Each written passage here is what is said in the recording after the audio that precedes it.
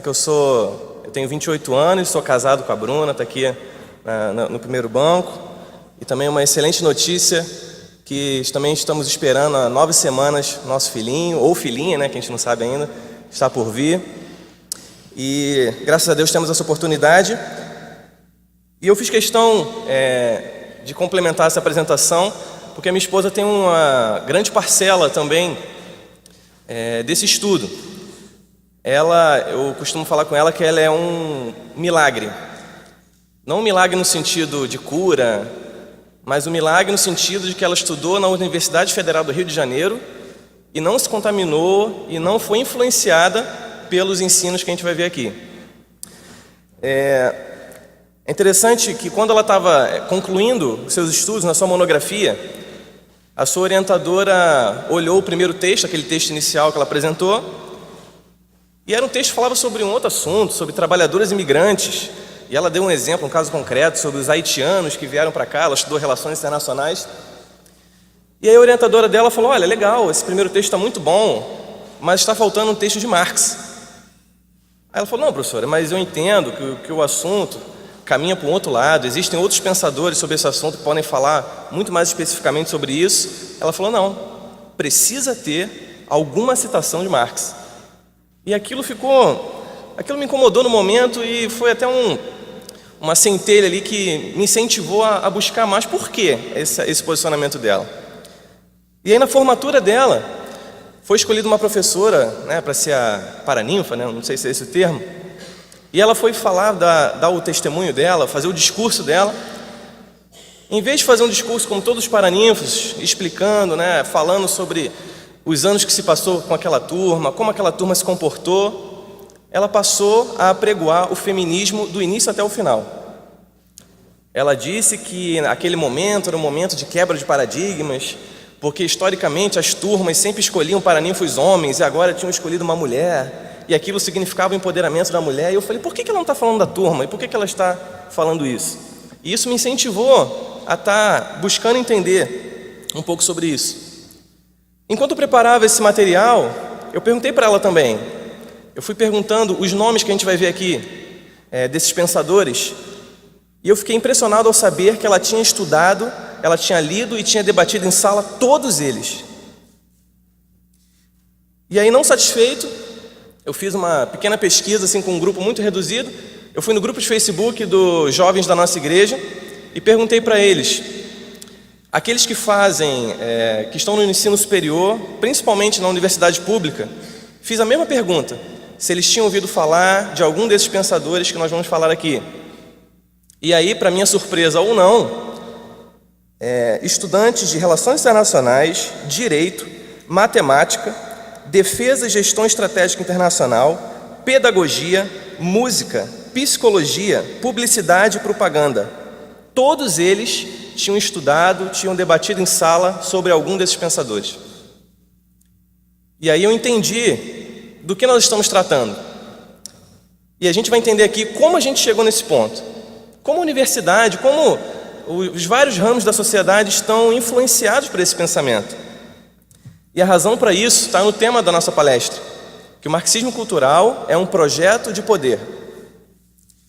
E a gente vai ver como essa ideia foi desenvolvendo. É claro que a gente tem pouco tempo aqui, é um assunto muito extenso, então a gente vai fazer uma análise introdutória, vai ser apenas um gostinho para você estar procurando saber mais, mas eu creio que vai ser já um bom pontapé para você estar buscando entender do que a gente está tratando, com quem nós estamos lidando. E eu me baseei nessa palestra em um livro chamado A Revolução Grancista do Ocidente, de Sérgio Augusto Avelar de Coutinho. A Revolução Grancista do Ocidente, Sérgio Augusto Avelar de Coutinho. Se você não anotou, depois eu posso te falar. Ele era da editora Ombro a Ombro. Depois, se não me engano, pelo que eu pesquisei, a Biblioteca do Exército está reimprimindo esse livro.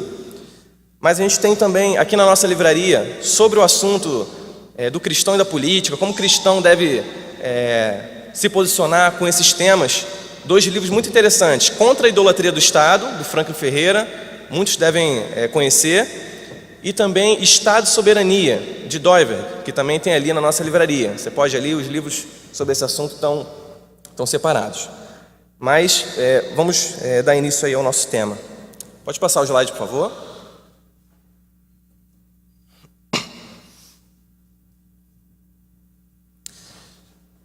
No final do século XIX, início do século XX, surgiu o Karl Marx, aquele rapaz lá que a orientadora da minha esposa pediu que fosse incluído no trabalho dela.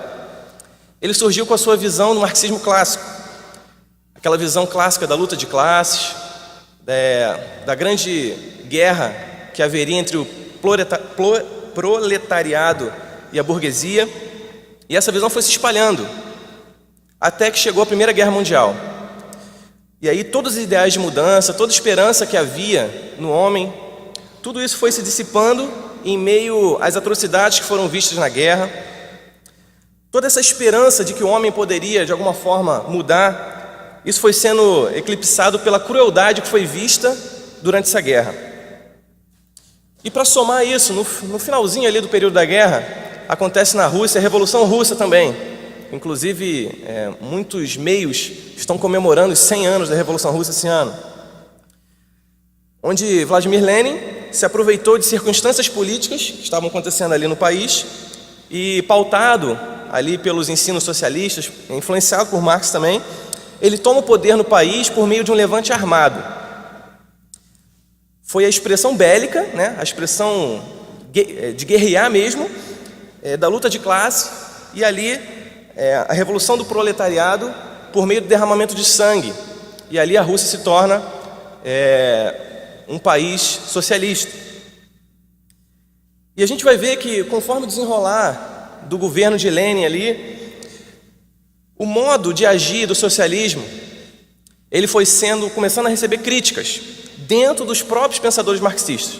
O jeito que Lenin estava tocando, né, a Rússia ali estava sendo o primeiro grande exemplo de um país que tinha adotado o socialismo, e por meio de algumas atitudes de Lenin, ele passou a receber algumas críticas de pensadores dentro do próprio marxismo. E é isso que dá o início, o pontapé daquilo que a gente vai ver e entender como o marxismo cultural.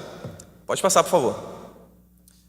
O primeiro pensador que criticou essa ideia do socialismo e como o socialismo foi implantado na Rússia foi George Lukács, como está aí a foto dele, algumas informações.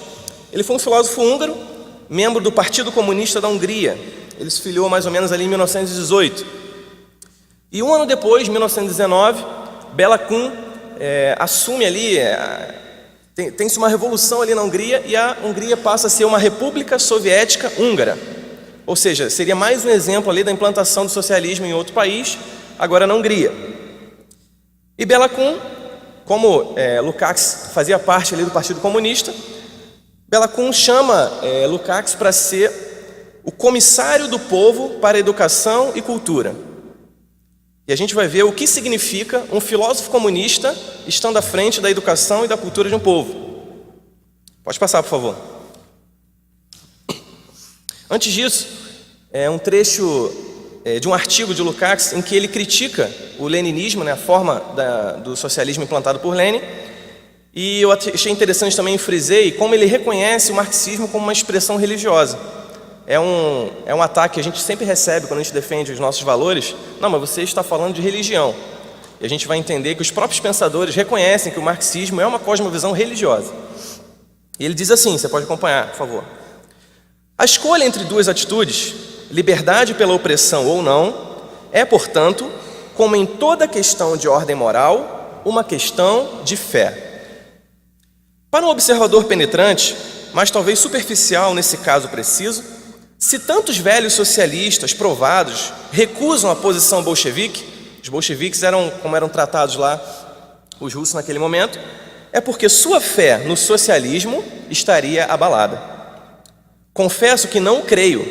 Olha a linguagem religiosa, né? Fé, creio. Porque não acredito que seja necessário mais fé para o rude heroísmo da decisão bolchevique do que para a luta lenta, aparentemente menos heróica e, entretanto, carregada de responsabilidades profundas, a luta que trabalha a alma, longa e pedagógica, daquele que assume até o fim a democracia.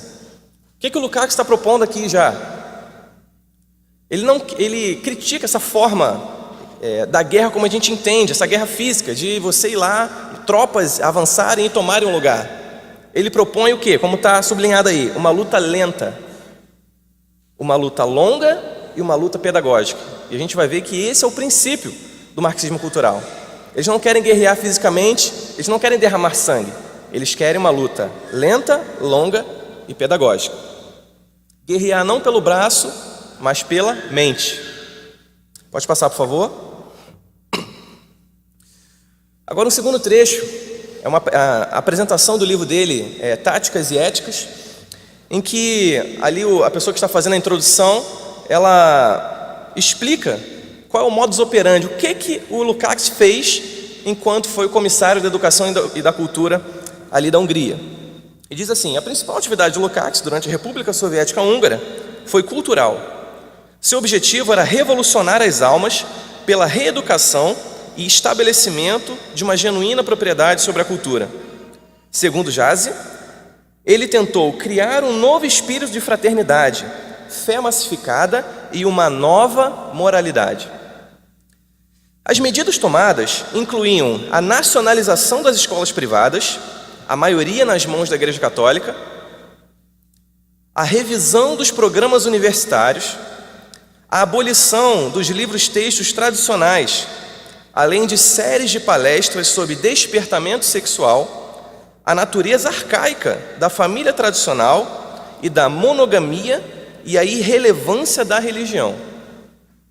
O tratamento burguês da mulher em um, entre aspas, sistema social de machos possessivos também esteve em destaque. Isso é um trecho tirado diretamente da apresentação de um livro do próprio Lukács. E não sei se vocês repararam, mas isso foi posto em prática em 1919. Então a engrenagem desse sistema vem sendo trabalhada há pelo menos um século. Eu creio que a sociedade ocidental demorou um pouco para acordar, mas graças a Deus estamos acordando e reagindo, ainda que um pouco tarde, mas está havendo uma reação, porque isso já vem sendo trabalhado há um século, desde lá, claro que influenciado antes por outras pessoas, mas principalmente ali com Lukács na Hungria.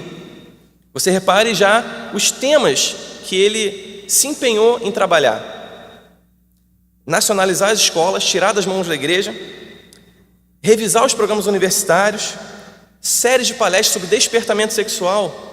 E aí alguns dizem que isso foi feito inclusive nas séries mais de crianças de menos idade. Séries de palestras sobre a natureza arcaica da família tradicional, sobre a natureza arcaica da monogamia e sobre a irrelevância da religião. Então já um ataque direto aos valores cristãos.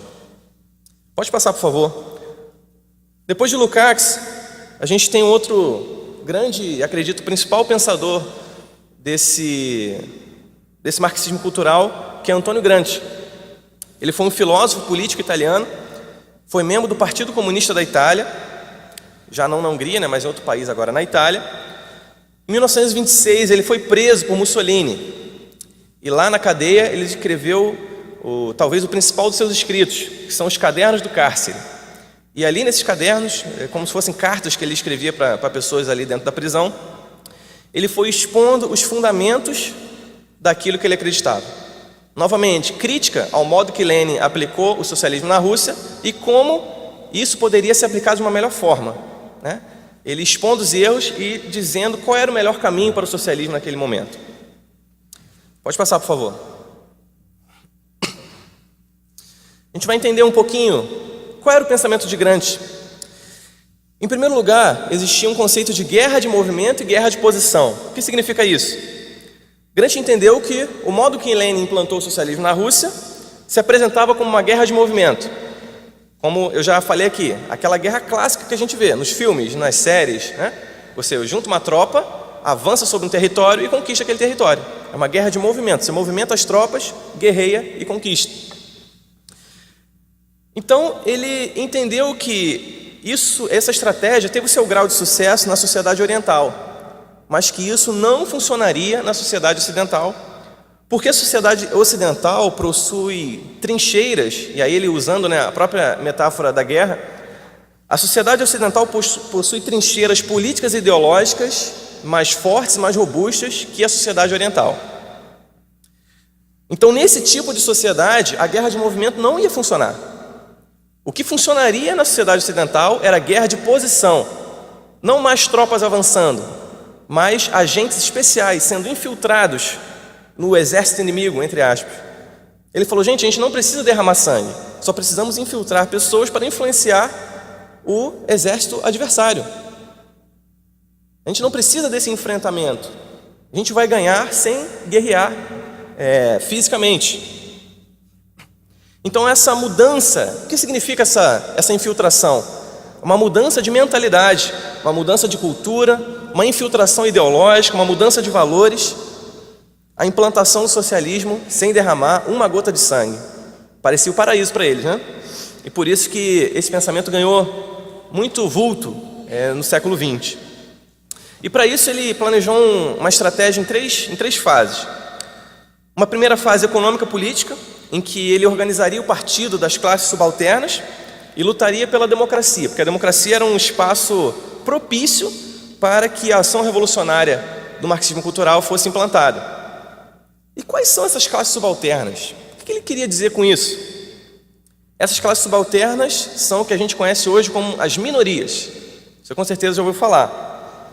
E Gramsci citou especificamente os criminosos, as mulheres e as minorias raciais, que ele chamou de um novo proletariado. Não mais os trabalhadores contra os patrões burgueses que estavam explorando, mas agora uma nova luta de classes. Um novo proletariado, as minorias contra um grupo dominante e opressor. E aí a gente vê qual a influência que isso tem até hoje. Os criminosos que ele cita. Hoje nós temos uma legislação penal subserviente, direitos humanos romantizados em favor de criminosos. A gente vê o feminismo e o movimento afro muito conectados ao socialismo e aos ideais de esquerda, e a gente vê que isso tem fundamento na própria essência do pensamento de Gramsci, porque as minorias de mulheres e as minorias raciais são grandes soldados para a implantação do marxismo cultural. Então, é até bem lógico que esses movimentos estejam alinhados ao pensamento marxista. Uma segunda fase, uma luta pela hegemonia. Essas classes subalternas, essas minorias, elas buscariam a hegemonia sobre a sociedade civil, ou seja, não seriam mais minorias, elas se tornariam dirigentes da sociedade, criando condições para a tomada do poder. Isso que eu falei agora é a explicação clássica do termo que a gente tem ouvido muito, o empoderamento.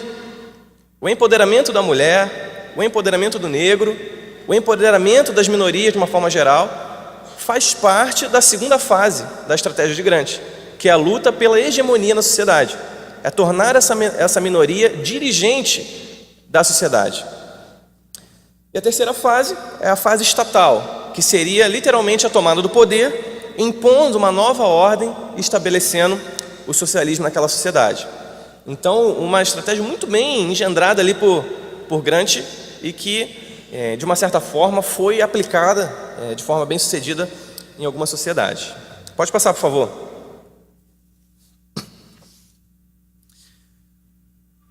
Um segundo ponto, ele afirma que para ele colocar essa estratégia em prática, ele precisaria de uma reforma intelectual e moral da sociedade. Isso passaria novamente por três coisas. Em primeiro lugar, a superação do senso comum, ou seja, uma substituição dos valores culturais por meio da eliminação total dos valores tradicionais desse grupo, entre aspas, dominante e opressor. E aí a implantação de novos valores e conceitos capitaneados por essas classes subalternas, por essas minorias. E os principais arautos dessa mudança são os intelectuais. E a gente vai ver o que significa os intelectuais para Gramsci daqui a pouquinho. Um segundo ponto dessa reforma intelectual e moral é uma conscientização político-ideológica. Você precisa dar sentido político a esse novo senso comum, um sentimento de pertencimento a esse grupo e a esses novos valores. E aí é que a gente vê hoje muitas pessoas falando em orgulho gay, em orgulho negro. É o quê? É essa segunda fase, é dar esse sentimento de pertencimento a esses novos valores. E quando se fala em sentimento, a gente reconhece o elemento de fé presente, novamente aqui, expondo o caráter religioso da cosmovisão marxista. Defensores do marxismo hoje são crentes na sua cosmovisão. Alguns são evangelistas, evangelizam e buscam trazer pessoas para a sua cosmovisão. Pode passar. Não, desculpa. O terceiro ponto, formação do consenso, que seria uma conformidade dos grupos sociais ao novo senso comum. Ou seja, o novo senso comum é colocado na sociedade e agora todos os outros grupos teriam que se conformar a esse novo senso, bem como aceitar as iniciativas do Estado pautadas nessa nova moralidade. Ou seja, um exemplo clássico que a gente vê hoje, não, mas hoje a questão da homossexualidade, da transexualidade já está aceita na sociedade e tudo que o Estado fizer em prol disso, você não pode falar contra. E aí frases que eu já ouvi pessoas dizendo, olha, eu não concordo muito com essas coisas não, mas a gente tem que aceitar que as coisas mudaram. Isso já é a implantação da formação do consenso. Ou então talvez você já tenha ouvido pessoas dizendo, não, mas os tempos são outros, né? Não, eu sei, eu sou de outro tempo, eu concordo com você, mas agora os tempos são outros. Isso é formação de consenso. E daí surge também o conceito de retrógrado. Não, você é muito retrógrado, você está pensando em coisas que já passaram, agora são outros tempos. Formação do consenso. Uma nova moralidade sendo implantada e sendo forçada uma conformidade de todos os grupos sociais a isso. Agora sim, pode passar, por favor. E aí um trecho de Gramsci, de uma de suas obras, em que ele, assim como Lukács, reconhece o marxismo como expressão religiosa. Ele diz assim, a opinião coerente é a seguinte, não se deve destruir a religião se não houver alguma coisa a colocar no lugar dela na alma dos homens. Mas como compreender isso quando se produziu uma substituição e a realidade antiga pode ser destruída? Ou seja, claramente o objetivo dele é uma substituição de fés, uma substituição de religiões, saindo de cena a religião cristã e entrando em cena a cosmovisão religiosa marxista. Pode passar, por favor. E aí mais um trecho de sua obra. Como devem ser esses novos intelectuais, esses que vão estar à frente, ser os arautos dessa mudança de moralidade? O modo de ser do novo intelectual não pode mais consistir na eloquência, motor exterior e momentânea dos afetos e das paixões, mas no imiscuir-se ativamente na vida prática, como construtor, organizador, persuasor permanente e não somente um simples orador. Desde a técnica como trabalho, passa-se a técnica como ciência e a concepção humanista da história, sem a qual se permanece especialista e não se passa à categoria de dirigente. O que ele está querendo dizer? Ele não quer especialistas, ele quer pessoas que dirijam a sociedade. Ou seja, um simples ator, ele não deve se resumir a fazer o seu trabalho, atuar numa novela, num teatro.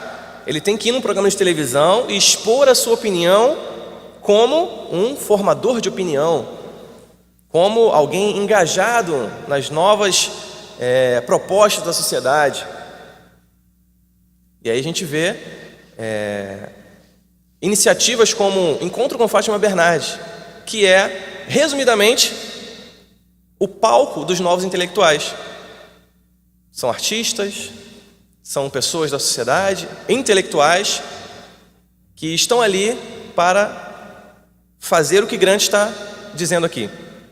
Não um simples especialista, fazer aquilo que é a profissão que ele seguiu, mas sim ser um formador de opinião, ser um dirigente da sociedade. E isso é uma das formas que ele buscou para estar difundindo ali os seus ensinos. Pode passar, por favor. E aí, por fim, ele busca a neutralização do aparelho hegemônico e a coerção desse grupo dominante, esse grupo que seria dominante, os opressores, seriam coagidos a seguir essa nova moralidade. E aí eu comentei lá no início que ele falou que a guerra de movimento do Lênin não daria certo, porque a sociedade ocidental tinha algumas trincheiras ideológicas, de valores. E quais trincheiras são essas? São as instituições, são pilares da sociedade: a família, a igreja, a escola, as forças armadas e a polícia, a mídia, o parlamento, e aí você segue. Então essa tomada de poder, segundo Gramsci, e essa transição para uma sociedade ali socialista, marxista, não seria possível se você não neutralizar ou então subjugar cada uma dessas instituições. Ou seja, se a trincheira continuar de pé, ainda vai haver resistência. Então você deve neutralizar essas trincheiras ou então subjugá-las.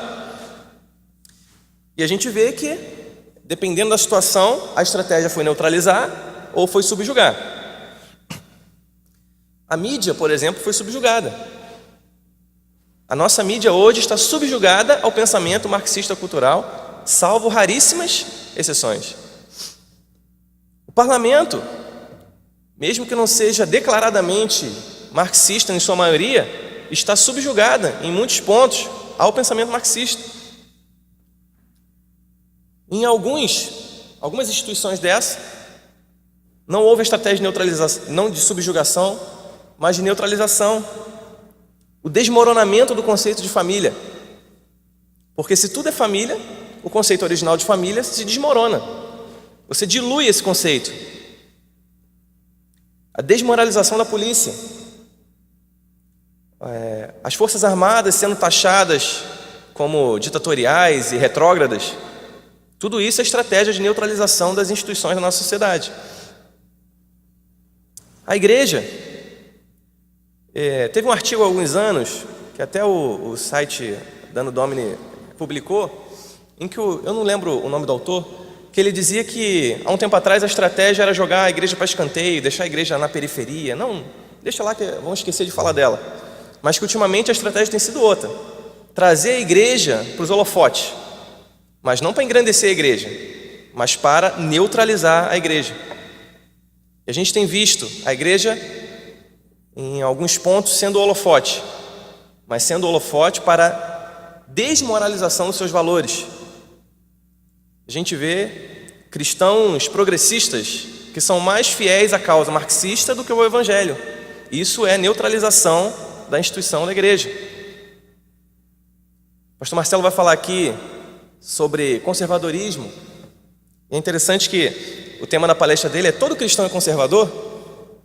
E há 2 semanas atrás eu recebi um convite no Facebook em que a pergunta era exatamente o contrário. Aliás, nem era uma pergunta, era uma afirmação, dizendo que nem todo cristão é conservador.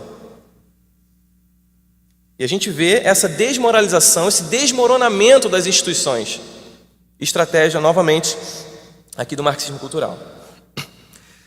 E qual é esse processo estratégico para essa neutralização desse aparelho hegemônico?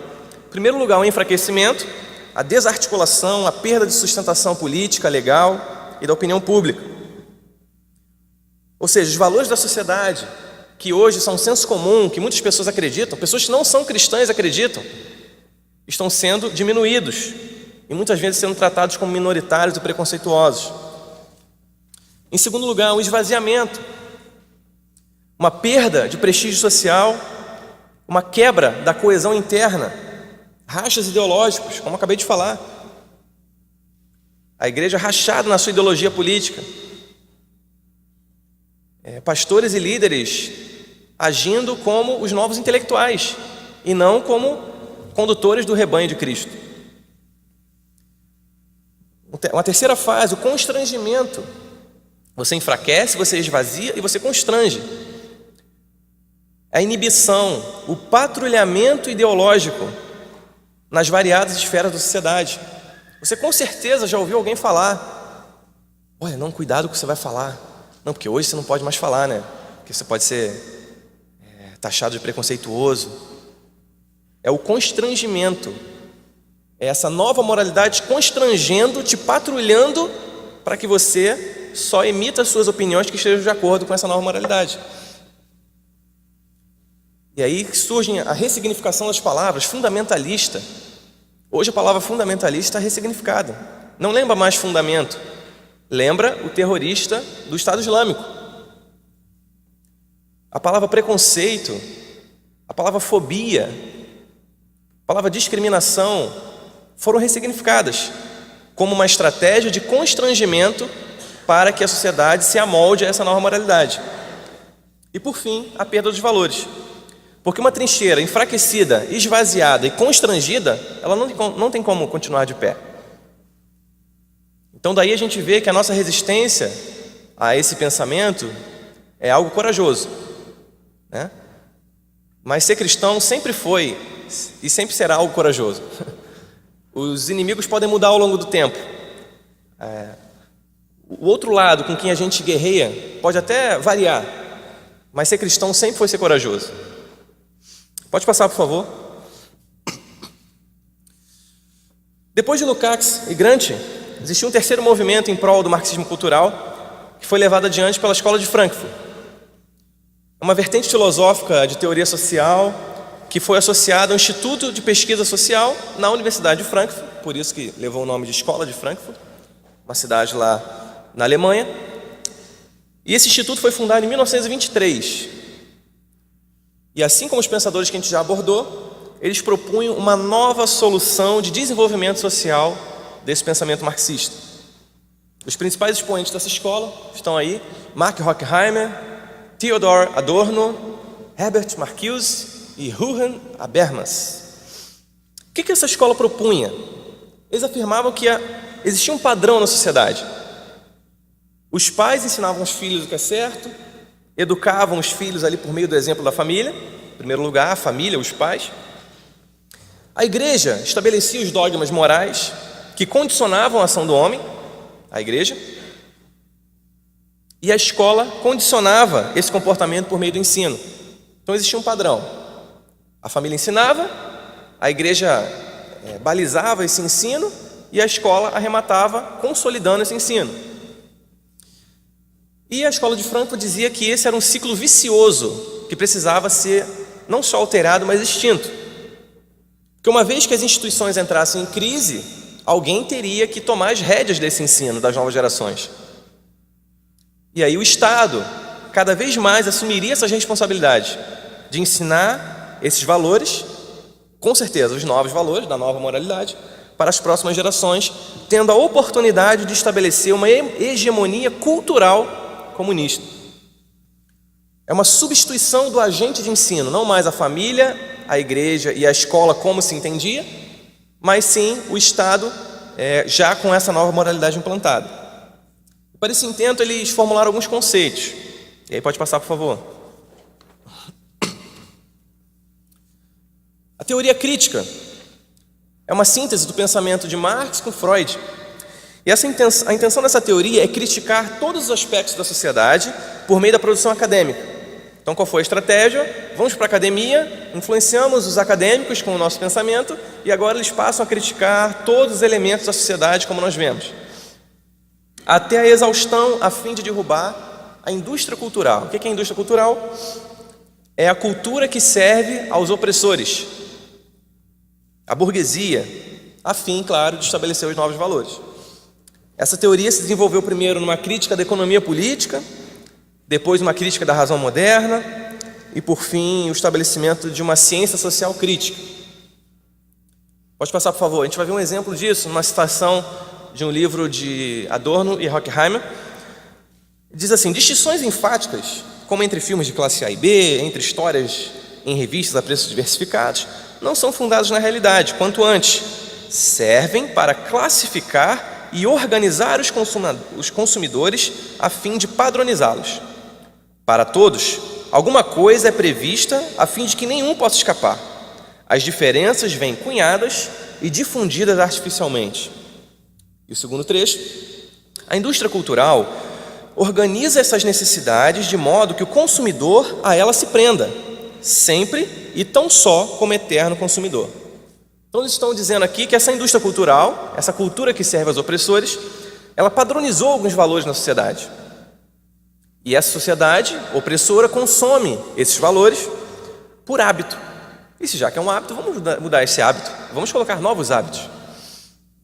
E por isso começou toda essa crítica aos valores já da sociedade, os valores conservadores da sociedade, trazendo sempre uma nova moralidade. Pode passar, por favor. O segundo conceito é o conceito de personalidade autoritária, cunhado pelo Adorno, o segundo pensador que a gente viu da Escola de Frankfurt. Essa teoria dizia que importava mais a atitude psicológica do indivíduo do que os seus próprios atos. E a gente vai entender isso na própria citação dele. Pode passar, por favor. Eu achei importante trazer citações diretas desses autores para que a gente não esteja bem fundamentado e até que te incentive mesmo a procurar aí as fontes, para que a gente não ouça de alguém que ouviu falar, mas que a gente entenda o que de fato essas pessoas disseram. E ele diz assim: as convicções econômicas, políticas e sociais do indivíduo muitas vezes formam um padrão amplo e coerente, como que se estivessem ligados por uma mentalidade ou espírito. E esse padrão é expressão de tendências profundas em sua personalidade. A preocupação maior foi com o indivíduo potencialmente fascista, aquele cuja estrutura é tal que é capaz de torná-lo particularmente suscetível à propaganda antidemocrática. E aí a gente tem uma clara indicação de onde surgiu essa ideia de sermos chamados de fascistas, né? O conceito de personalidade autoritária de Adorno. Porque o trabalho dele sobre a personalidade autoritária era descobrir na sociedade os indivíduos potencialmente fascistas, como ele está dizendo aqui. Então não importa as suas atitudes, mas vão dizer que a sua mentalidade é uma mentalidade fascista. E isso é uma estratégia do marxismo cultural. Não importa se a pessoa sabe ou não o que na história foi o fascismo, o que significa politicamente fascismo. A ideia é que você seja taxado como uma personalidade autoritária. E essa personalidade autoritária tem que ser vencida na sociedade, segundo Adorno. Pode passar, por favor. Um terceiro conceito, politicamente correto, que é uma ação de questionamento da linguagem comum, um esforço para evitar uma linguagem caracterizada por, entre aspas, excludente, discriminatória, com o objetivo de manter uma visão favorável a respeito dessas minorias. É a famosa, como a gente vai falar aqui de novo, patrulha ideológica. Você tem que amoldar a sua linguagem, você tem que amoldar o seu vocabulário para a nova moralidade.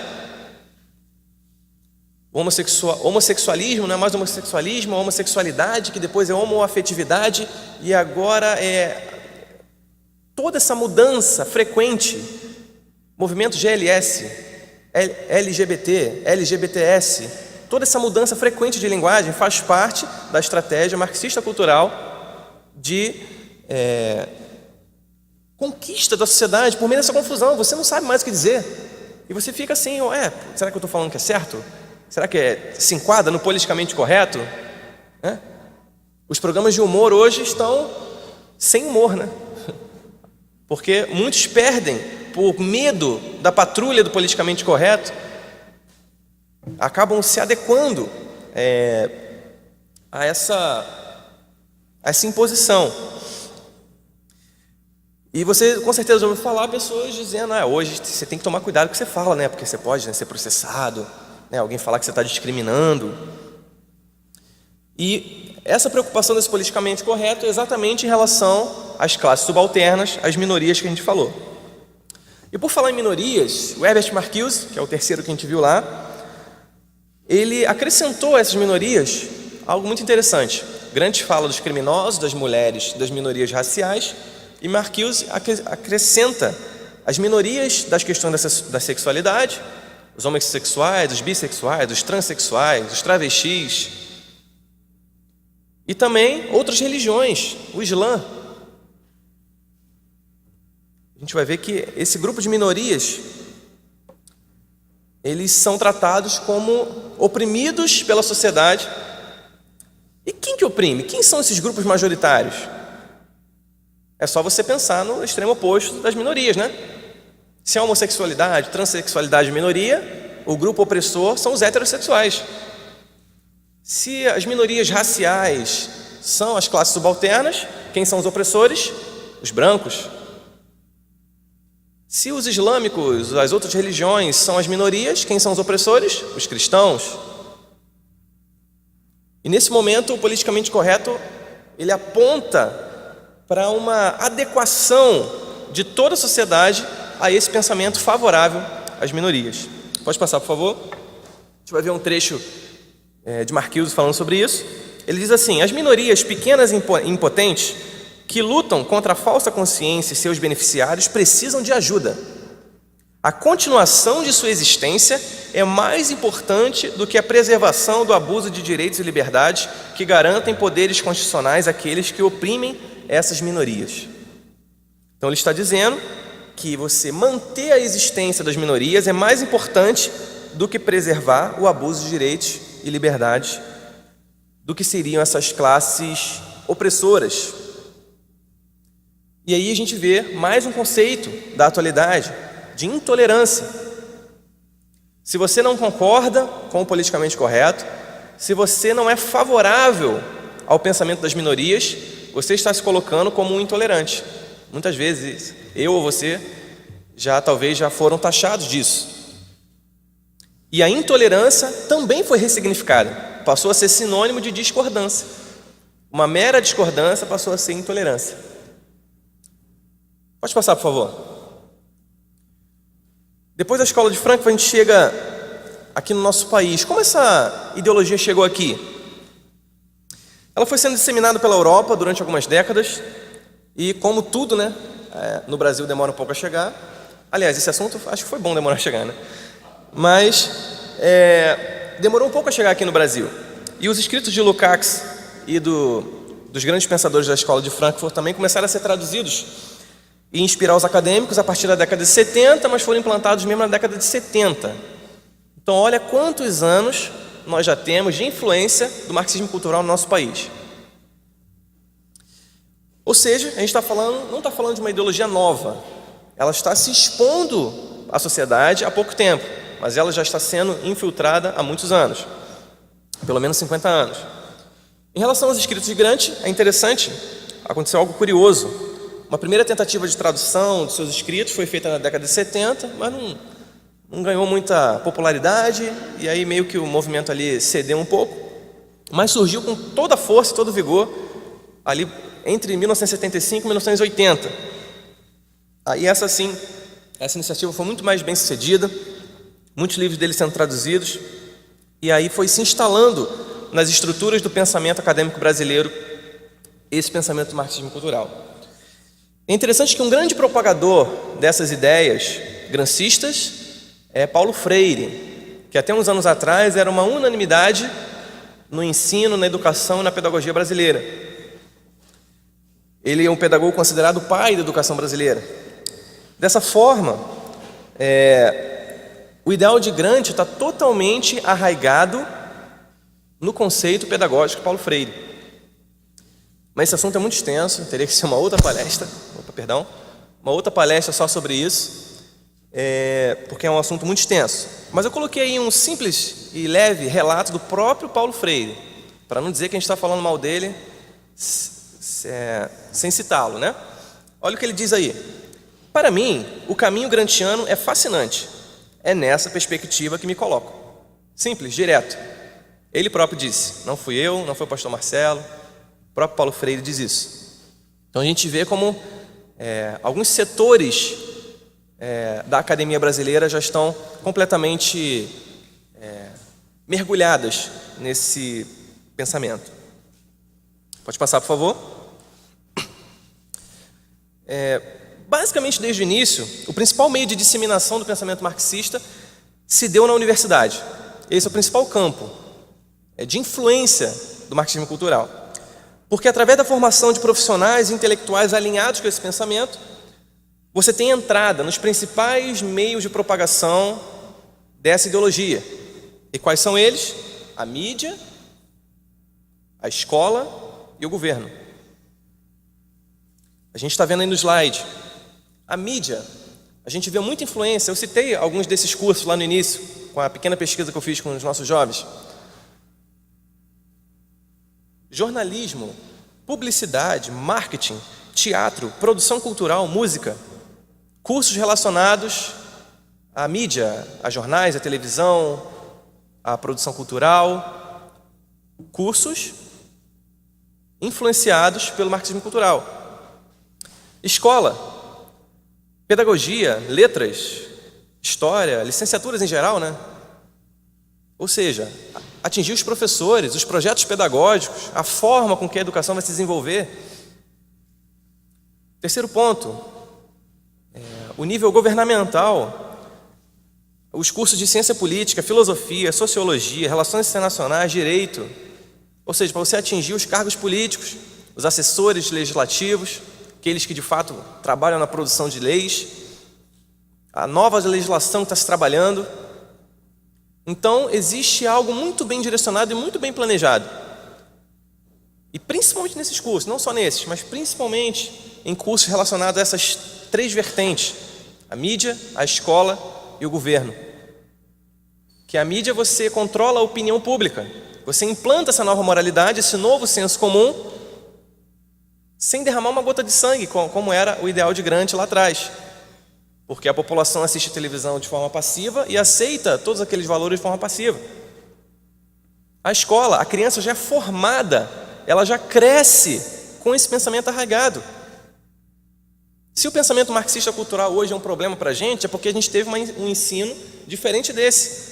Mas se as novas gerações já tiverem essa nova moralidade incluída, isso não vai ser problema para eles.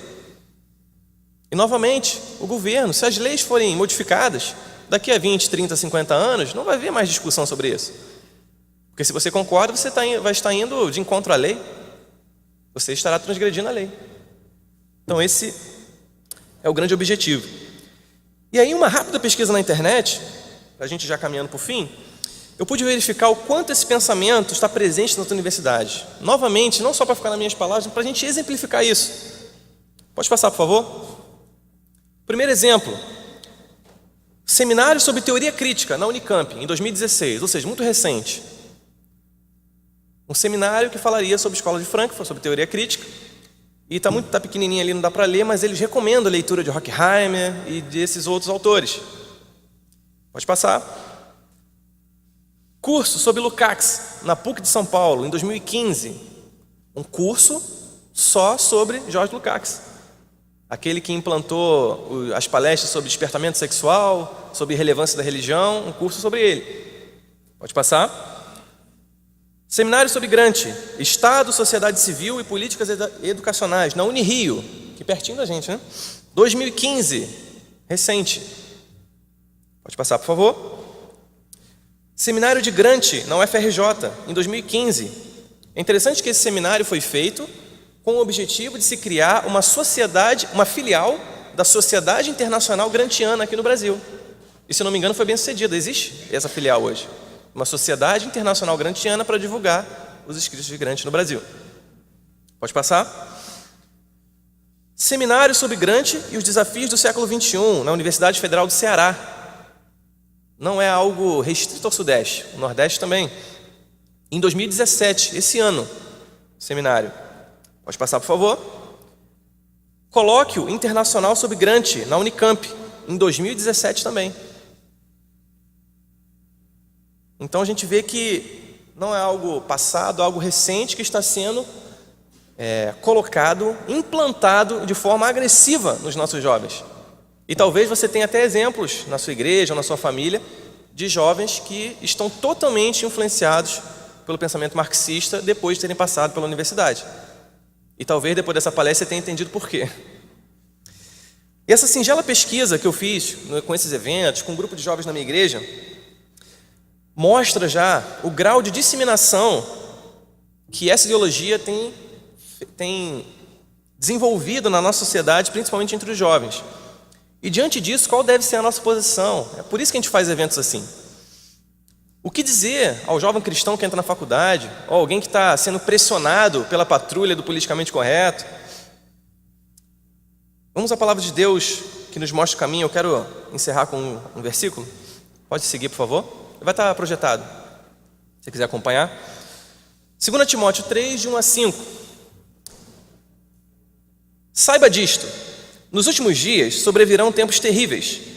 Os homens serão egoístas, avarentos, presunçosos, arrogantes, blasfemos, desobedientes aos pais, ingratos, ímpios, sem amor pela família, irreconciliáveis, caluniadores, sem domínio próprio, cruéis, inimigos do bem, traidores, precipitados, soberbos, mais amantes dos prazeres do que amigos de Deus, tendo aparência de piedade, mas negando seu poder.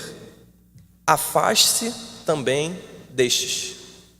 Eu frisei o final desse versículo, que ele cita várias características de como a humanidade seria. E a gente vê a Bíblia se cumprindo uma a uma dessas características. E o final, Paulo é muito claro: afaste-se também destes. Essa cosmovisão exposta aqui na minha fala é mais do que apenas uma cosmovisão secular. É uma cosmovisão anticristã, porque tem como objetivo exterminar, eliminar os valores cristãos, eliminar a igreja como fator influenciador da sociedade. Trata-se de um projeto de poder e possui claros objetivos de eliminar toda a moral cristã.